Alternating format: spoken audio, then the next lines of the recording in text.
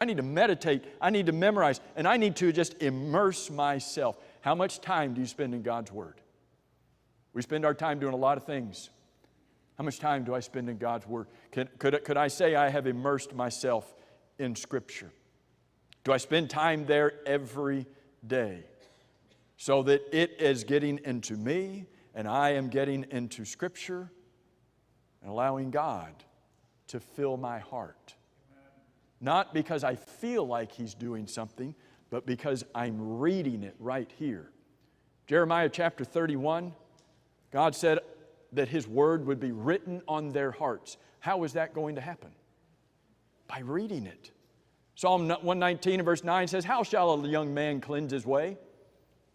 That applies to every man, young and old, applies to men and women. How shall a young man cleanse his way? By taking heed to the Word. Thy word have I hidden in my heart that I might not sin against you.